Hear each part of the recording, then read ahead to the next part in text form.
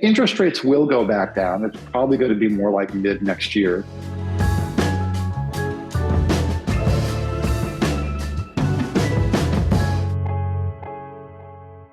Welcome back to another episode of Change in the Market. I'm your host today, Kevin Chimala, and with us is Chris Masiello, two-time best-selling author, noted industry trendsetter, and CEO of Better Homes and Gardens Real Estate, the Masiello Group. Thanks for joining us today, Chris. How are you doing? Hey, Kevin. Good to be with you and good to be with everybody in our community. Of course. We're happy to have you join us today. What we want to dive right into, which is a hot topic, as we've seen numerous articles, recently published stories around this topic, and that's student loan repayments starting back in October, but interest starting to accrue in September. With that in mind and student loan repayments, the first question that I want to ask you is, with the payments starting back in October, what kind of impact do you envision that this will have on the housing market, whether positive or negative? And then the two parts of that question, do you think that will sustain for long periods of time? Yeah, thanks, Kevin. Oh, good topic, right? We're getting all the reverberations and echoes of the pandemic are kind of, waning, and of course student loans are one of them. And I think the short answer is it won't really have any impact on housing. And here's why I say that. Okay, people who are in homes right now with mortgages, when they qualified for their mortgage, their student loan payment, no different than their car payment, was already taken into account when they were qualified. So typically what happens is that they have housing and debt ratios when you qualify for a mortgage. So it's somewhere between 27 and 35% of your pre-tax income is what gets allocated to housing. So 27% if you don't have any debt, 35% if you do. Generally, it can change by program, but that's just a general kind of summary of how they look at the payment allocation to your income. And again, if you already had a mortgage, that was already factored in. So I don't think we're going to see foreclosures or anything like that spike because people are having to pay their student debt. Now that said, you've also got people that are entering the housing market. Interest rates are higher. And if they were pre-qualified, which is what typically a buyer does, right? Before they enter the housing market, they get a pre-qualification letter or certificate. It's the same thing. It's already factored in. So it's not really going to lower people's buying power because it's already factored in. Now, if they didn't have the debt, okay, yes, they would have more buying power, okay? But the fact that they actually have the debt is actually, it is factored into what they can qualify for. So it'd be no different if you had a car payment or didn't have a car payment. If you didn't have a car payment, well, then you have more disposable income for your house. So, but I think the bigger part though is that we all get used to certain things. So if we were used to having a student loan payment and then it kind of went away and then it came back, right? Well, what did we do with that extra money? Did we save it? Did we go have some fun with it? So I think kind of more at a humanistic level, people will have to go back to maybe being a little more disciplined about going back because it is going to be a little bit of a bite on people's disposable income. No, I think yes, I think being disciplined is definitely part of it. And just to play devil's advocate a little bit, what I've seen in these articles, such as the Fox Business article, are them essentially saying that the impact that it'll have on the market will be negative, presumably because it'll prevent people from jumping into the market or preventing people from wanting to take that next step because that student loan payment is being reinstated, right? Yeah, that's just media sensationalism. They already had the debt. It's not like they didn't have it and they just got it. They already had it. It's not like this is a surprise. Oh, by the way, here's a bill, right? Right. They already had it. So I maybe, but I don't see it that way. Look, here's the other thing where we are today. Coming out of the '08 crash, right? The great financial crisis in '08, Mortgage underwriting right now is superlative. The mortgage industry has done, and I mean done an amazing job of tightening up underwriting.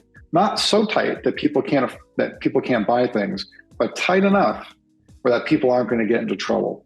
So there's already like a safety net in there, where that the mortgage underwriting is so well done now by the industry in general. It is so well done that there is kind of a built-in safety net, because nobody wants that '08 crisis. Like nobody wants anything to do with a repeat of that. So no one's going to get into trouble. Now, if you're going to be completely irresponsible, well, underwriting is not going to help you. but generally, right? I mean, but generally speaking, if you're responsible and you don't have a complete lapse of your financial responsibility, you're gonna be fine. Credit scores right now are the highest they've ever been for mortgages. I think the average credit score is like 778. That's the average credit score for a mortgage today. From when I was doing mortgages, that is, which is about 12 years ago, that is extremely high. Right. And if you remember this, when in that kind of that '08 timeframe, when they dropped the low end credit score to 550, that's when you knew, oh my God, this is going to be a nightmare. Because there were just people that just needed, some more financial curing. Correct. And maturity before they entered the housing market. So you all of a sudden you dumped a whole bunch of people that just didn't have the financial maturity or experience. You dumped them into houses, and they at a 550 credit score, that would just naturally demonstrate that they need a little bit more maturity. You don't have any of that now. So the people that are in the housing markets, one of the reasons why foreclosures are only 1 or 2% of the whole market. Right. Because it is because of underwriting. Yep, and the qualifications are strict, but still loose enough, as you pointed, where people can still get into homes. Yeah. So I think that naturally leads us into the second part question based on student loan repayments, which is, does the strategy change then, right, for buyers or sellers right now because these payments are coming back to the market, right? I really don't think it changes anything because it's already baked into the cake. I mean, if you had a student loan, it's not like it just came out of nowhere. It's not like you got like a surprise bill. It's not like your furnace died and all of a sudden you got a bill for $8,000. Like you knew you had a student loan. Your lender knew you had a student loan. If you're getting pre-qualified, you're getting pre-qualified because you have the student loan. Wages are still very strong. Wage increases are anywhere in that 5 to 8% range annually. So, people are making more money. So I think when you add that into it, I think that's also a compensating factor. I don't really see how this changes the market in any substantive way. And interest rates will go back down. It's probably going to be more like mid next year, but they'll start to go down. And I think the trigger point is like 5. Once you go below 6, somewhere in the 5s is when that's when people will look at the as mortgages being, more favorable. But that's just a matter of time. So right. I just read another article this week about that from Dave Ramsey. It said, now's the time to get into the market. Now's the time. Don't wait. Yep, which is the story we've been preaching, right? That's the strategy we've been preaching. And so I think it's great advice as real student loans get back reinstated in October.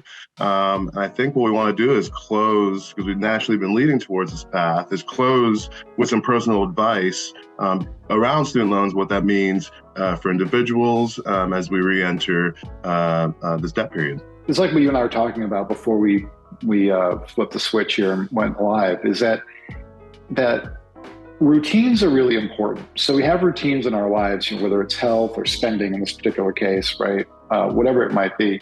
And they're important to have because it's how we build our discipline.